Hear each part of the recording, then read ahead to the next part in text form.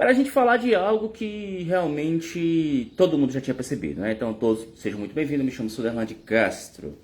Pessoal, nós estamos no ano de 2023, né? No sétimo mês do ano, para nós é o sexto de governo. E o que mais esse governo vem apresentando é soluções para aqueles problemas que nós estávamos em 2022 atolado, né? Com a questão econômica, né? Braz, PCdoB, Capela do Socorro, Braz. Lá, meu amigo, seja bem-vindo. Bom, pessoal, ano passado, minha página, Sudelante Castro, né? E agora tem outras páginas, né? Essa aqui é a página da minha esposa, né? Nós estávamos falando do problema econômico que o Brasil estava enfrentando naquele período. Nós já víamos, sim, de fato, um governo que não estava governando direito na questão econômica. E é muito importante que todos possam entender por que mesmo ano passado, com a liberação de inúmeros auxílios e turbinados, o padrão de compra do brasileiro tinha se perdido e a gente tinha a sensação de que não estava ganhando dinheiro. Bom, simplesmente, pessoal, por causa da inflação que estava corroendo o poder de compra. Isso já tinha sido comentado por especialistas. Então, você estava com uma inflação muito alta e tudo que você ganhava era rapidamente consumida. Este problema ele se agravou na metade do ano de 2020 devido a ações tardias do próprio governo. Se a gente fazer aqui uma retrospectiva bem interessante, pessoal, sobre os erros da gestão do Paulo Guedes, e a gente, né, sendo bem realista, o tal posto Ipiranga que foi vendido como a solução do nosso país estava mais para um problema do que ditamente a solução. Então, em 2019, na primeira prévia que nós tivemos no nosso PIB, a gente já mostrou que lá, naquele ano, não ia ser muito bom. É tanto que o primeiro ciclo de 2019 foi fechado com 1%, praticamente aquilo que o Michel Temer tinha entregado com uma crise da greve dos caminhoneiros. Se compararmos o último ano do Michel Temer com o primeiro do Bolsonaro e Paulo Guedes, ele foi muito mal. Por quê? Porque você viu que em 2018, com a greve dos caminhoneiros, que parou o Brasil, derrubou 1% do PIB, Michel Temer entrega 1% de crescimento. O Bolsonaro e Paulo Guedes, o tal posto Ipiranga, que pegou a economia de certa forma equilibrada. Lembremos nós, pessoal, quando ele recebeu, pessoal, o Bolsonaro e Paulo Guedes, do Michel Temer e do Henrique Meirelles, havia uma instabilidade política, econômica e a aprovação já mais da metade aí da reforma previdenciária, que tinha o objetivo de economizar durante 10 anos 1,2 trilhões de reais para que a gente não tivesse nenhum tipo de problema na Previdência. Com os irresponsáveis, Bolsonaro e Paulo Guedes, isso aí foi para o espaço, porque ano passado nós tivemos um gasto da máquina pública de 785 bilhões. Fora agora que apresentou outra forma aí, pessoal, de contas não muito adequadas de mais de 200 bilhões. Ou seja, nós tivemos um governo que gastou, rasgou dinheiro e não resolveu nada. Então, no primeiro fechamento do ciclo, que são 4 ciclos que o governo tem, que é 4 anos, dentro dessa lista de crescimento, a gente viu que no primeiro ano o Paulo Guedes já mostrou que não era bambambam na economia. A única reforma que foi feita no governo dele, pessoal, metade dessa reforma pertence a Michel Temer e Rodrigo Maia. E todo mundo acompanhou que foram os dois que realmente tocaram para frente e fizeram todo aquele trâmite da aprovação que tirava mais direito do trabalhador do que ditamente ajudava você futuramente a se aposentar. Por isso que eu acho muito importante que haja uma correção na reforma previdenciária. Porque nos moldes que foi feito e da forma atabalhoada que nós tivemos do governo Bolsonaro / Paulo Guedes, é claro que o trabalhador terá uma imensa dificuldade de se aposentar. E antes que algum bolsonarista caia aqui de paraquedas aqui, falando alguma coisa, eu sou pós-graduado em economia, tenho graduação em administração de empresas e pós em economia. É tanto, pessoal, que ontem saiu uma pesquisa das profissões, a minha, que é a administração de empresas, é a 5ª profissão mais prestigiada no país. Isso aqui é bom porque a gente desconstrói tudo que é narrativa mentirosa de bolsonarista, que eu odeio mentiras. Só o gado troca gosto, bandido, né, vagabundo, exatamente. O Marinha tá falando. Então vamos lá, pessoal. Nós começamos o ano de 2023 com um terror do mercado. Tereza, boa tarde. José também aqui, boa tarde. Bom, pessoal, eu lembro-me que as projeções do Banco Central logo em janeiro, isso pegando o carão daquele podcast que o Paulo Guedes tinha falado, aquela forma exacerbada, né, que 6 meses viravam Argentina, meio Venezuela, né? Exatamente, Maria Silva. O negócio estava sério. Isso aí é coisa do Michel Temer / Bolsonaro. Tem que ser revista, viu? Olha, se na França dá um terremoto, pessoal, como é que no Brasil essa reforma foi aprovada e ninguém fez nada, ficou calado? Tem hora que o brasileiro parece que ele tem vontade de perder seus direitos. Não concorda comigo não, Maria Silva? Porque, pessoal, veja bem, ó, lá na França foi aumentado 2 anos. 2 anos, pessoal, de 62 para 64. E aí o povo da França correu, foi pra rua, se pega Macron na rua, cacete era garantido, né? E aqui no Brasil todo mundo calado, cara, que situação complicada. Bom, voltando aqui para a parte. O Banco Central no início desse ano, com o Campos Neto, que é um problema muito sério na economia brasileira, eu acredito fortemente nisso, porque ele não está a favor do nosso país, ele está contra o nosso país, projetou o crescimento no nosso país de 0,9,1, né? 0,91 para ser exato. Um crescimento de menos de 1%. E aí veio o terror psicológico, que nós íamos meter uma inflação, que ia subir as coisas, de outra coisa e tal, a máquina pública ia gastar muito, com aquela desculpa, pessoal, dos 142 bilhões fora do teto de gasto. E é muito importante que a gente não esqueça e traga para essa memória bem recente, a equipe do governo do presidente Lula, a equipe econômica, começou a trabalhar antes mesmo de assumir. Porque na LDO que o Bolsonaro tinha apresentado com o Paulo Guedes, vamos lá, o que tinha na LDO? Vamos lá, começando pelo auxílio emergencial, que naquela época depois se transformou o Bolsa Família novamente. O aumento era de R$ 405. Então, pessoal, o governo novo não poderia realmente iniciar, se o auxílio estava 600, como é que o governo Lula ia começar iniciando com a LDO do Bolsonaro de 405? Isso se tornaria até uma arma para os bolsonaristas, dizendo que o Lula tinha derrubado o valor do Bolsa Família.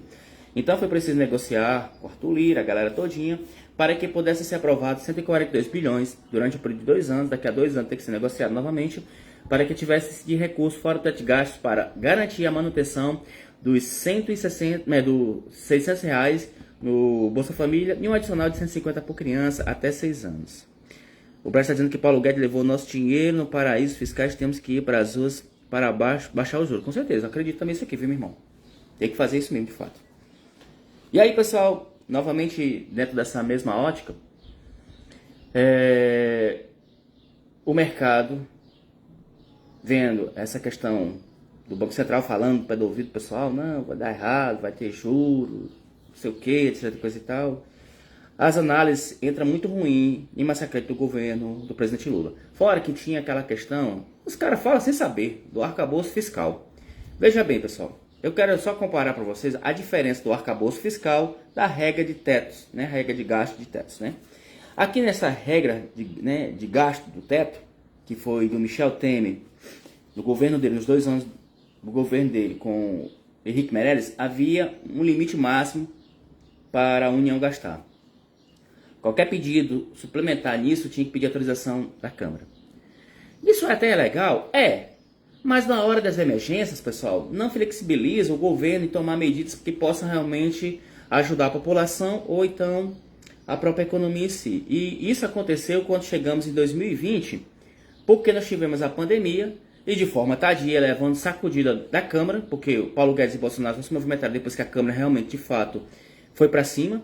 E aí, pessoal, a gente viu que o Congresso foi que aprovou aquele auxílio. E aí teve que ter autorização, colocar decreto de calamidade, porque a regra de teto de gastos não permitia que o governo pudesse tirar dinheiro e fazer toda aquela flexibilização que é necessária. Coisa que o novo arcabouço fiscal mantém uma regra de gastos e dá essa flexibilidade para que o governo possa agir nessas horas emergenciais. Isso tem em todo o país, pessoal. A gente chama isso de variáveis externas e variáveis internas. E é necessário que a máquina pública esteja flexível para essas emergências de pandemia, catástrofe natural, guerra, crise financeira, possa realmente flexibilizar a economia para atender essas demandas que muitas vezes são essenciais, né? Então, diante disso, a oposição bolsonarista não achava que o arcabouço fiscal fosse aprovado. Foi aprovado. Aprovou o arcabouço fiscal, o mercado já começou a ver uma coisa diferente do governo Lula. Opa, peraí, mudaram a regra econômica do país? Porque o Bolsonaro e o Paulo Guedes não tinham apresentado nada disso, seguiram aquela política econômica do Henrique Meirelles e Michel Temer. Beleza. Aí ele chegou no mês de fevereiro e março, nós começamos a ver os índices inflacionários, que a gente chama, dessas variáveis internas, em queda. IPCA, GPM e GP10. E aí a gente nota que As variáveis externas, como o dólar, o petróleo Brent, a questão da própria guerra em si, a abertura do mercado chinês em relação ao fim do lockdown lá, começou a melhorar o cenário da geopolítica econômica, né? A chamada geoeconômica. E aí, o que faz um bom economista? Você analisa as variáveis externas e internas e você realmente projeta, né, principalmente quem é presidente do Banco Central, como é que você vai destravar a economia ou proteger a economia. Pessoal, o Campos Neto, na visão, e isso de forma técnica, não estou nem aí que é apaixonado por ele ou que gosta do bolsonarismo, mas de forma técnica, ele é um cara que não conhece como funciona isso, não está a serviço do país e ainda está travando a economia.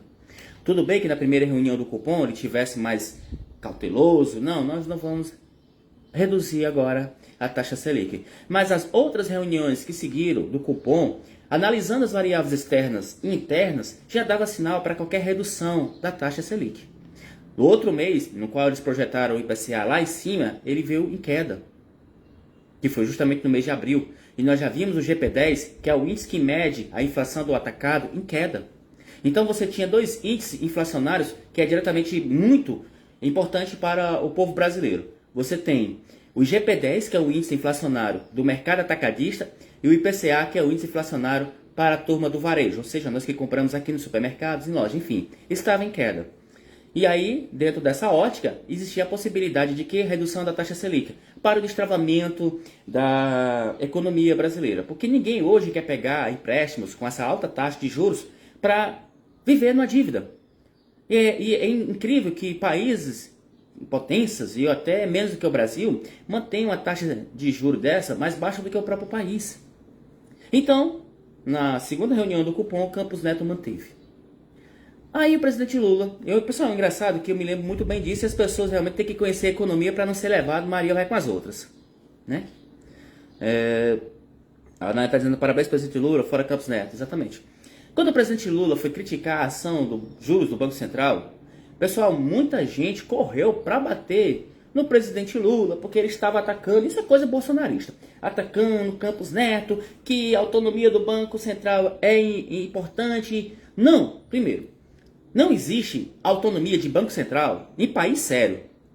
O Banco Central existe a autonomia de tomada de decisão do presidente, mas não da ação contrária a governos. Pergunta se o Fed americano faz isso? Não, mas nós é que fazemos. Porque o Senado, com o danado do Bolsonaro, deu autonomia, e isso, Paulo Guedes lá, conversando no ouvido daquela galera, para o Banco Central. Lembre-se da frase do Dr. Enéas. Ele dizia sempre, disse até no primeiro governo do presidente Lula e ficou dizendo o resto dos governos tudinho. No dia que desse autonomia ao Banco Central, não haveria mais necessidade de eleger presidente, porque você estava dando nas mãos do presidente do Banco Central a responsabilidade da política creditícia do nosso país.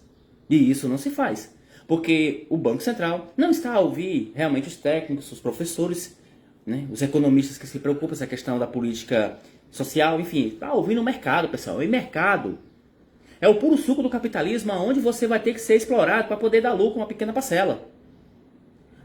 O pensamento e a forma alinhada que o Banco Central caminha em direção ao mercado é muito vergonhoso. Então as pessoas correram batendo no presidente Lula e nós, na área econômica, tivemos que falar que ele estava correto. Foi preciso os grandes economistas aqui no nosso país, Lara Rezende, Emílio Fraga, né, Henrique Meirelles, enfim, os grandes nomes aqui que realmente tem muito mais bagagem, experiência do que o Campos Neto, dizer que o presidente Lula estava certo e a forma do Campos Neto errado, ao ponto de empresárias como a Luísa Trajano e outros reclamarem da situação dos juros. O nosso país, pessoal, aqui não é todo mundo classe média, não. Então, muitas pessoas se utilizam do crédito para comprar seus produtos, principalmente bens domésticos, né, geladeira, fogão, etc, coisa e tal. E com a linha de crédito com o juro elevado lá em cima, a linha reduzida, e o juro lá em cima, é claro que isso ia travar. Depois da vergonha que bolsonaristas fizeram nas redes sociais em apoiar juros altos, defendendo uma elite lá no mercado, foi que se tocaram. Mas os bolsonaristas, de forma envergonhada, não foram nas redes sociais para cobrar o Campos Neto a redução da taxa Selic. No outro mês seguinte, já para maio, nós tivemos os índices inflacionários em queda novamente. E dessa vez uma surpresa para todo mundo. Houve uma deflação no IGP-10, que é o índice inflacionário do atacado. Aí o negócio começou a complicar para o Campos Neto. o Federer manteve a taxa de juros nos Estados Unidos, controlando lá e mantendo a estabilidade do dólar. Depois de vários ataques aqui aleatórios da galera que não é da área econômica aqui do Brasil, atacando o governo. Não? Então, na terceira reunião do Copom, Campos Neto insiste em manter a danada da taxa Selic lá em cima, com as desculpas de que o cenário estava obscuro, que não havia uma calmaria que pudesse de fato reduzir a taxa. Pessoal, eu poderia até concordar na primeira vez da reunião do Copom, início de um governo, tudo novo, não reduzir. Mas as outras de lá já dava para reduzir qualquer valor, não reduziu. Novamente, pessoal, a gente viu o governo se empenhando, trouxendo mais de 100 bilhões de investimento.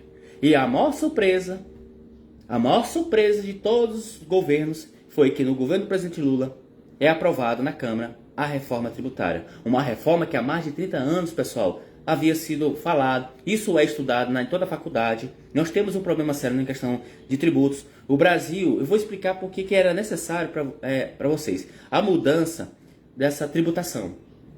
Nas décadas de 50, 60 e 70, o Brasil não era o Brasil de hoje que nós conhecemos, forte no agronegócio, com diversificação de atividades econômicas, não. O Brasil ainda estava naquele processo de industrialização, há pouco tempo tinha saído de um processo rural.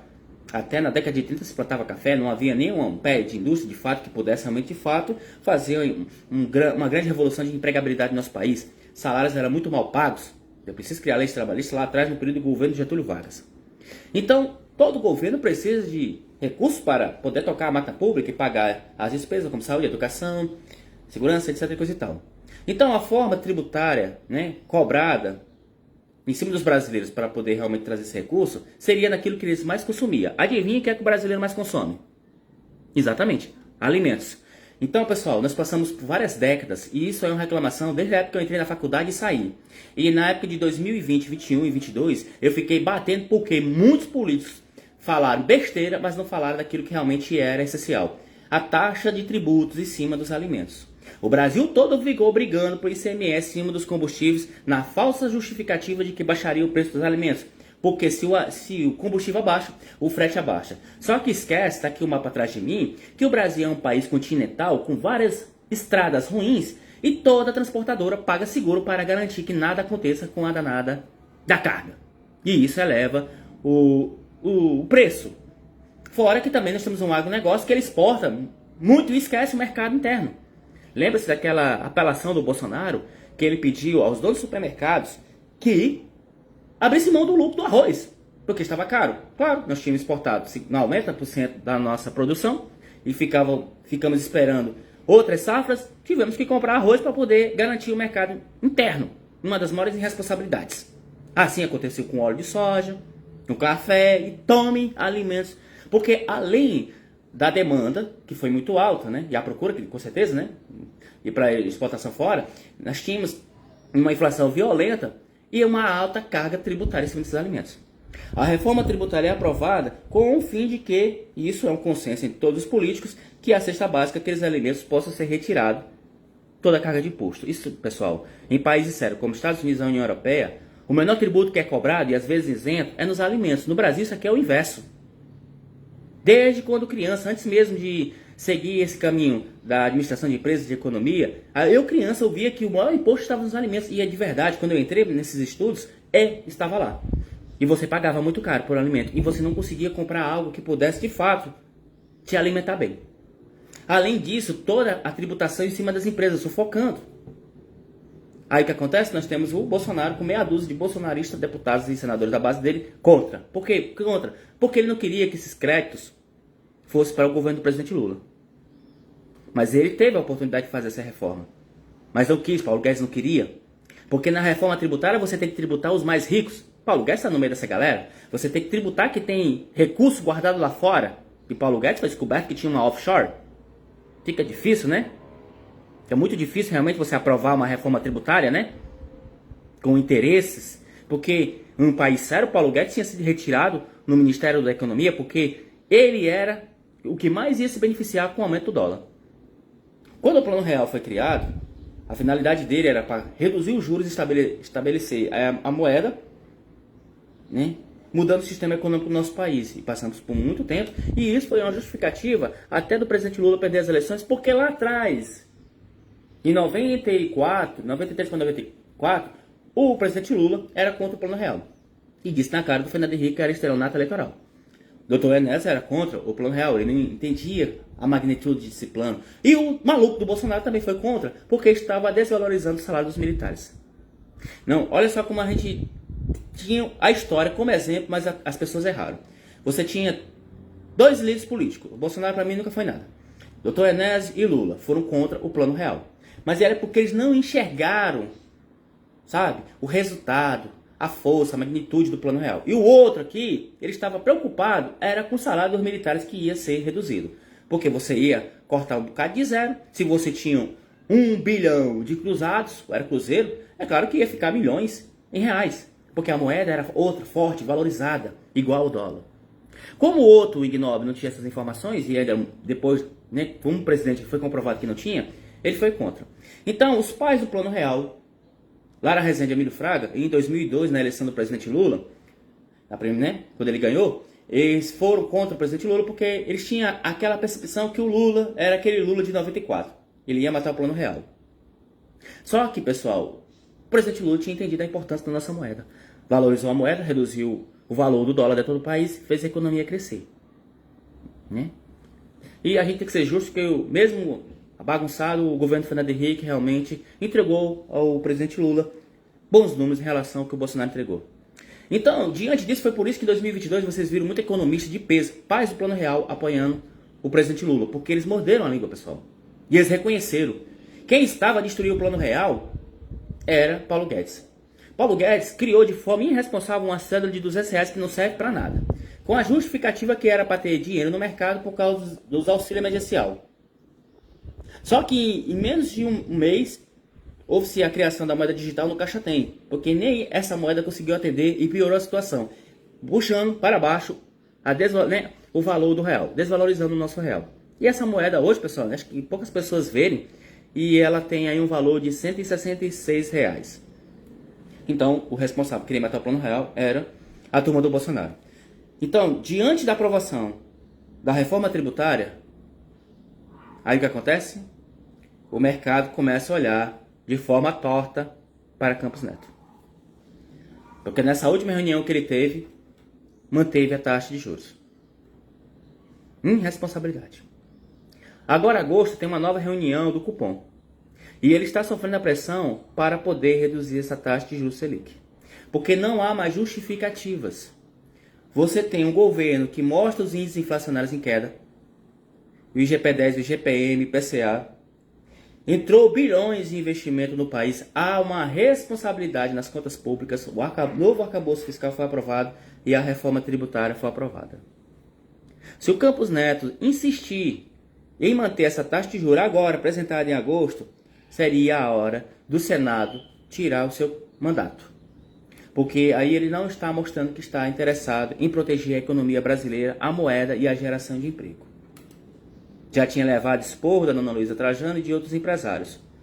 E a gota d'água para Campos Neto é agora, em agosto. Se ele reduzir qualquer valor inferior a 1%, ele sai queimado. E se ele não der nenhuma redução, aí, meu irmão, é caixão em vela preta, porque não tem como mais aceitá-lo na direção, na administração do Banco Central. Porque se o governo está fazendo sua parte, nós tivemos crescimento do PIB, outro que impactou a análise dos nossos economistas do mercado. Lembra que eu falei que no início do ano o Banco Central dava uma projeção de 0,91% de crescimento? Assim, o estudo agora na projeção de 2,5% a 2,7% de crescimento. O presidente Lula disse que vai passar de 3%. Mas somos mais cautelosos, 2,5%, 2,7% já é um ótimo crescimento. Por que, Suderlan? A gente tem que ver o cenário de agora. Pessoal, as cadeias produtivas dos países estão organizadas, ou quase todas se organizando. Mesmo com a treta que tem entre Ucrânia e Rússia. Isso quer dizer que há competitividade, né? Competitividade. Quase que não sabe a palavra, não show. Competitividade entre países. E se o Brasil mostra que ele está crescendo no seu PIB, é porque ele está realmente vendendo, ele está comprando, ele está gerando, rodando a economia. Aqui é um outro cenário. E nós estamos aí com o peso do nosso agronegócio que tem investimento público. E é importante de fato que haja um investimento na chamada neoindustrialização. O povo da cidade só se emprega se estiver empregado nessas indústrias. E é por causa da alta de juros Selic que está dificultando o processo industrial do nosso país, a chamada neoindustrialização. Então, diante desse fato, pessoal, e todo mundo ficou vendendo a ideia, todo mundo bolsonarista aqui, que todo mundo sabe que ninguém vai passar pano não, que o Fernando Haddad seria um poste, porque falaram que ele tinha 2 meses de mestrado de economia, falaram um bocado de besteirada. O que ele fez, pessoal? Ele mostrou, e aí está na boa avaliação, pesquisa do mercado, e para ex-presidente do Banco Central, ex-ministros da Economia, enfim, todo mundo, que a gestão dele é muito melhor do que a de Paulo Guedes. E agora, no dia 31 de dezembro, quando fechar o primeiro ciclo do mandato do presidente Lula, em janeiro fizemos a comparação do primeiro ciclo do governo Lula com o primeiro ciclo do governo Bolsonaro, a lapada vai ser grande, porque nós estamos no meio do ciclo e os resultados já são superiores a um ano todo de governo do primeiro ciclo do Bolsonaro.